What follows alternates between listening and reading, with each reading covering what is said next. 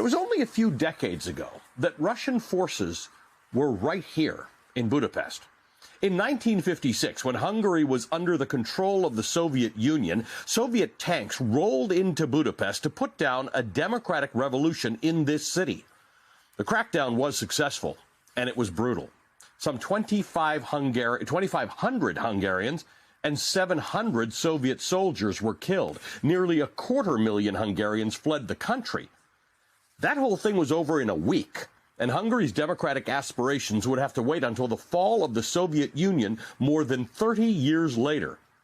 But not all Soviet military interventions were that short or successful. Most famously, the Soviet tanks rolled into Afghanistan in 1979 and ended up bogged down there for a decade. The war was a disaster for Afghanistan, where something like 2 million Afghan civilians were killed, but it was a debacle for the Soviet military. They lost nearly 15,000 Soviet troops over 10 years and ultimately had to give up and retreat. The Soviet Union itself collapsed just 2 years later, in part because of the unpopularity and cost of that war. And so here is something worth considering. If that, Afghanistan, was a military catastrophe, a humiliating defeat that contributed to the fall of a global superpower, 15,000 soldiers killed over a decade, what would we call an invasion in which Russia has lost half that number in just 3 weeks? Because that is what American intelligence officials say has happened, according to new reporting by the New York Times. More than 7,000 Russian troops killed in Ukraine since the invasion began, and that, they say, is a conservative estimate. Now, if those American intelligence estimates are accurate, and of course we have no way of independently verifying them, that would be a staggering number of casualties for Russian forces to have sustained in 3 weeks. 7,000 is the number of Marines killed in 36 days of fighting on Iwo Jima, one of the fiercest battles of World War II. 7,000 is greater than the number of American troops killed over 20 years in Iraq and Afghanistan combined. And it's not just the casualty numbers that point to a Russian army in disarray.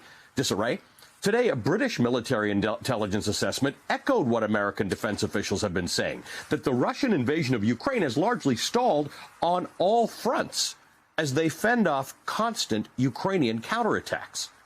4 Russian generals have reportedly been killed in the fighting. Western officials say the generals may be pushing closer to the front lines to try and boost flagging morale among the Russian troops, making them more vulnerable to attack themselves. The New York Times reports, quote, 2 American military officials said that many Russian generals are talking on unsecured phones and radios. In at least one instance, they said, the Ukrainians intercepted a general's call, geolocated it, and attacked his location, killing him and his staff, end quote. And then there's Russia's loss of costly military hardware. The Wall Street Journal has this report headlined, Ukraine has become a graveyard for Russian tanks, with analysts saying that this is likely the highest number of tanks destroyed in such a short period since World War II. Now, all of this bad news is having repercussions back in Moscow. Russian news sources have reported that Vladimir Putin has put 2 of his top intelligence officials under house arrest.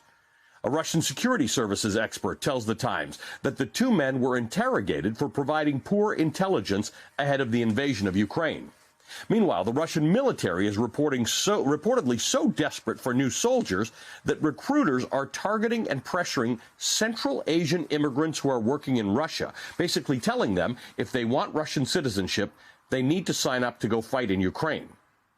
That reporting is from the Moscow Times, an independent Russian newspaper that, as of last week, is now operating out of Amsterdam because of the Kremlin's media crackdown. Russia's military troubles were the theme of a new video message tonight from Ukrainian President Zelensky. He claimed that Ukrainian forces have killed 13,000 Russian soldiers and taken thousands of prisoners.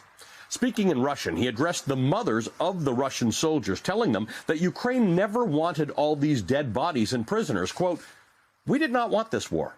All we want is peace, and for you to love your children more than you are afraid of your government.